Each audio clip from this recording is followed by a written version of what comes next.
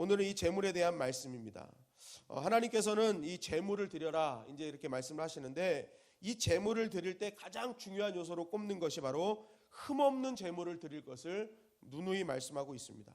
19절 20절 말씀에 보면 기쁘게 받으심이 되도록 소나 양이나 염소의 흠없는 수것으로 드릴지니 흠 있는 것은 무엇이나 너희가 드리지 말 것은 그것이 기쁘게 받으심이 되지 못할 것임이니라. 즉 흠이 없는 것을 하나님께 드려야 되는 거예요. 근데 이것은 이제 의무제 때, 우리가 이제 하나님께서 말씀하신 의무제 때 얘기하는 것이고, 자원제 때는 조금 흠이 있는 건 괜찮습니다. 내가 자원해서 드리는 거니까. 근데 오늘 전체적인 맥락은 하나님께서 명령하신 의무의 제사에 대해서 할 때는 절대로 흠이 없어야 된다라고 말씀을 하시는 거예요. 그러면서 그 흠이 무엇이냐라는 것이 22절 말씀에 나옵니다. 너희는 눈먼 것이나 상한 것이나 지체의 배임을 당한 것이나 종기 있는 것이나 습진 있는 것이나 비루 먹은 것을 여호와께 드리지 말며 이러한 것들은 제단 위에 화제물로 여호와께 드리지 말라. 그리고 24절 말씀에 너희는 고안이 상하였거나 치였거나 터졌거나 배임을 당한 것은 여호와께 드리지 말며 너희 땅에서는 이런 일을 행하지도 말지며. 24절 말씀 같은 경우에는 당시 이 고대 근동 가나안 지방, 가나안 지역에는 이 고안을 거세한 동물들을 사육을 했습니다. 그리고 이스라엘 주변의 국가들은 이 거세한 동물들을 자기가 섬기는 신들에게 제물로 드렸거든요. 그러니까 하나님은 이 부분을 이렇게 말씀하시는 거예요. 너희의 땅에서는 이런 일을 행하지 말라. 그러니까 다른 민족들은 그렇게 행하는데 너희는 그렇게 해서는 안 된다. 그러니까 자연스러운 것이 아니다. 나에게 예배를 드릴 때는 고안이 반드시 있어야 된다. 그러니까 하나님께서는 흠이 없는 것하고 그냥 대충 넘어가신 게 아니라 정확하게 일목요연하게 이런 것은 흠이 있는 것이다. 그러니까 이런 것들이 있는 동물은 바치지 말라라고 정확하게 말씀해 주신 것입니다. 그런데 이러한 흠 있는 것, 흠이 무엇인지를 쭉 열거한 것을 보니까 벌써 이미 하나님은 이것에 대해서 한번 말씀하셨어요. 그게 어디냐면 레위기 21장입니다. 근데 레위기 21장은 누구에 대한 말씀입니까? 우리가 월요일 날 아마 말씀을 나눴을 텐데 21장은 제사장에 대한 말씀이에요.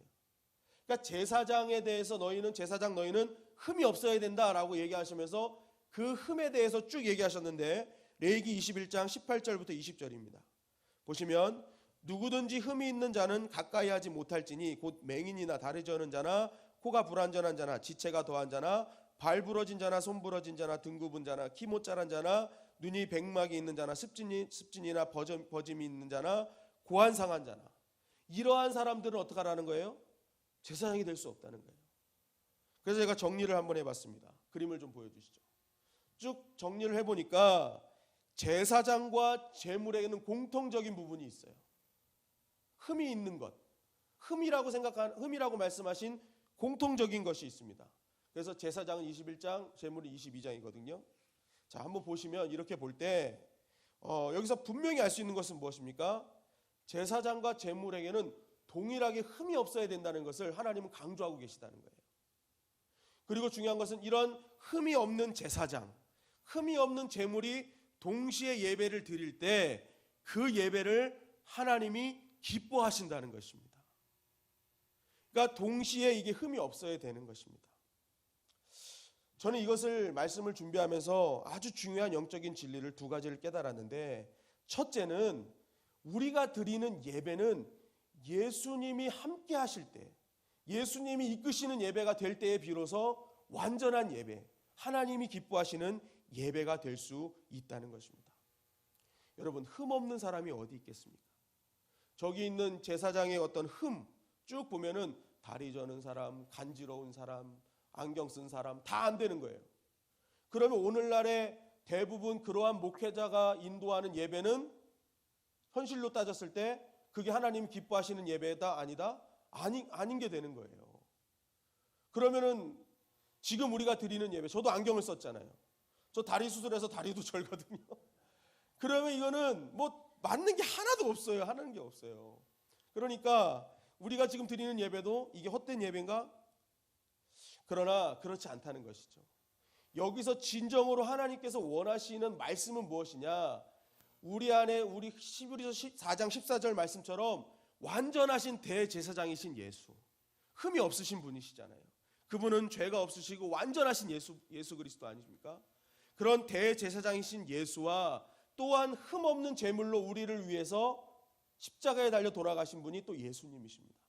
그러니까 완전한 대제사장이시고 완전한 제물이신 분이 누구예요? 예수 그리스도라는 것이죠. 그러니까 완전한 제사장과 완전한 예물에 합당하신 분이 예수님이라는 것입니다. 그러니까 그 예수님이 함께 하시는 예배가 될 때 그 예배는 어떤 예배다? 하나님이 기뻐하시는 예배가 될 수 있음을 성경은 벌써 레위기를 통해서 말씀하고 계시는 거예요.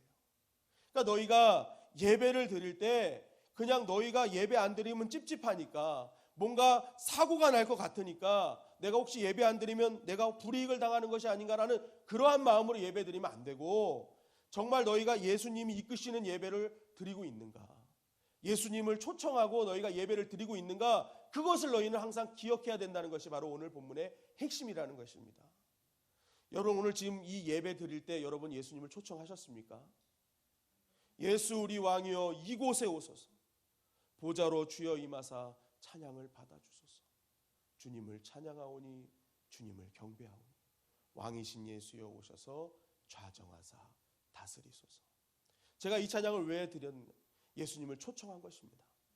주님, 이 짧은 예배 시간이지만, 적은 인원이 모인 이 시간이지만 예수님이 함께 하시면 이 예배는 가장 거룩한 예배요, 하나님이 기뻐하시는 예배가 될 것임을 확신하며 예수님을 초청하였습니다. 여러분, 오늘 우리가 무엇이든지 어떤 예배를 드릴 때라도 우리는 항상 예수님을 초청해야 될 줄 믿습니다. 그 예수님께서 함께 하시고 이 자리에 자정하고 계신다면 그 자리에 한 명이 있을지라도 그 예배는 하나님이 기뻐하시는 예배가 되는 것입니다. 오늘부터 우리의 모든 예배 속에 예수님을 초청하는 우리 모두가 되기를 간절히 바랍니다. 둘째로는 우리도 주님 앞에 온전히 예배드리기를 힘써야 된다는 것이죠. 성경은 우리를 왕같은 제사장이라고 말씀하십니다. 베드로전서 2장 9절, 그러나 너희는 택하신 족속이여 왕같은 제사장들이여 거룩한 나라여 그의 소유가 된 백성이니. 그리고 또 우리를 거룩한 산제물이라고 말씀하시죠.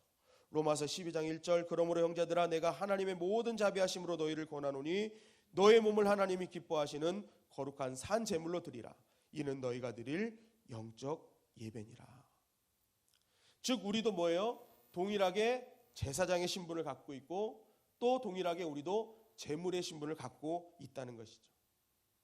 그렇기 때문에 제사장, 거룩한 왕같은 제사장이요 제물된 우리 역시도 하나님 앞에 예배를 나올 때는 흠없는 자가 되기 위해서 애쓰는 모습이 있어야 한다는 것입니다.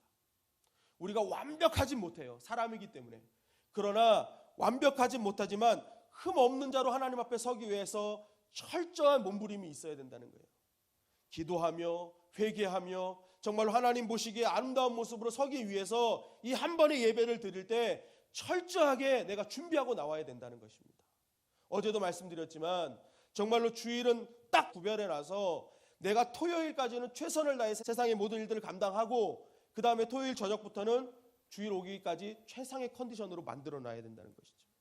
그러니까 우리가 정말 하나님 앞에 이러한 구별된 자로서 준비하는 모습이 있을 때 하나님은 그 모습을 기뻐하신다는 것입니다. 그러한 자의 예배를 받아주신다는 것이죠. 여러분 마태복음 5장 6절에 보면은 의에 줄이고 목마른 자는 복이 있나니 그들이 배부를 것이며 라고 말씀하고 있습니다. 예수님께서 산상수훈을 통해서 이 말씀을 하시는데 이렇게 말씀하시는 거예요. 너희는 의에 줄인 자가 돼야 돼. 잘 보세요. 너희는 의인이 돼야 돼. 너희는 완벽한 의인이 돼야 너희 예배를 받아줄 거야 라고 하신 것이 아니라 의에 줄이고 목마른 자가 돼야 된다는 거예요. 그게 무슨 말이냐면 예수님은 우리가 의인이 될 자격이 없다는 것이죠. 그런데 중요한 것은 무엇입니까? 의인은 될 수 없지만 날마다 의에 줄인 자는 돼야 된다는 거예요. 주님, 저는 의인은 될 수 없습니다. 정말 저는 너무나 철저한 죄인입니다. 그러나 내가 주님 앞에 어떻게 되는 거예요? 정말 하나님 앞에 의인된 모습을 갖추길 원합니다. 조금이라도 오늘 하루 나의 삶이 의인에 가까운 삶이 되길 원합니다라는 그런 줄임이 있어야 된다는 거예요. 자, 만약에 예수님이 너희는 의인이 되어야 돼 라고 말씀하셨으면 우리는 우리의 예배는 한 번도 받아주시지 않았을 거예요. 그러나 우리가 의에 줄인 자로 이 자리에 오면 하나님이 그 예배를 받아주실 줄 믿습니다. 그러니까 우리가 완전히 흠없는 자로는 살아갈 수는 없어요. 그러나 흠이 없기 위해 날마다 줄이고 목마른 마음이 있어야 된다는 거예요.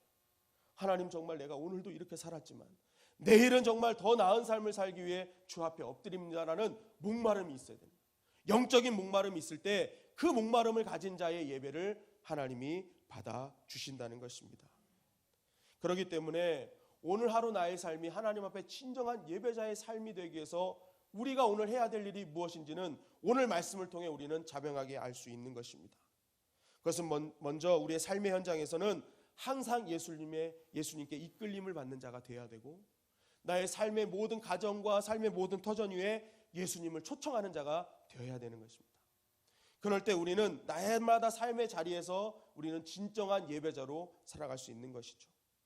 그리고 나의 삶의 현장에서 의에 줄인 기도가 있어야 되는 것입니다. 목마른 자의 모습이 있어야 되는 것입니다.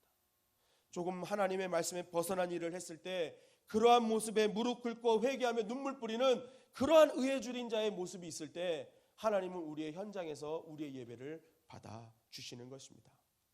여러분, 하나님은 우리의 이러한 예배를 받으시기에 합당하신 분이십니다. 오늘 33절 말씀에 보면 너의 하나님이 되려고 너희를 애굽 땅에서 인도하여 낸 자니 나는 여호와이니라.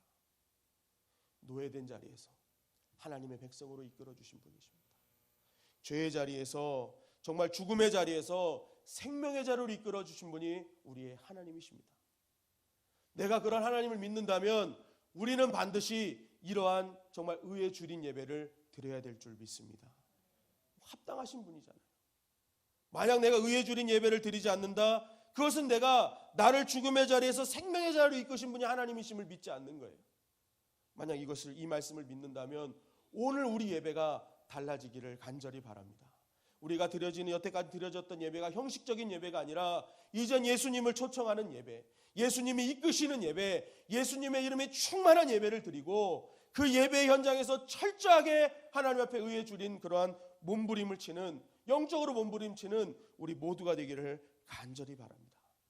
그럴 때 그 예배에 새로운 감격이 있을 것이며 그 예배를 통한 하나님의 놀라운 기적과 은혜가 있을 것이며 하나님은 그 예배를 기뻐 받아 주실 것입니다. 오늘 이 말씀을 꼭 기억하셔서 이제부터 드리는 우리 예배가 하나님이 기뻐하시는 예배요, 살아있는 예배요, 주의 하나님이 날마다 임재하시는 예배를 통해서 우리 주님의 영광교회 예배가 정말로 세상 가운데 소문나는 예배의 장소, 하나님의 임재의 장소가 되기를 주님의 이름으로 간절히 축원합니다.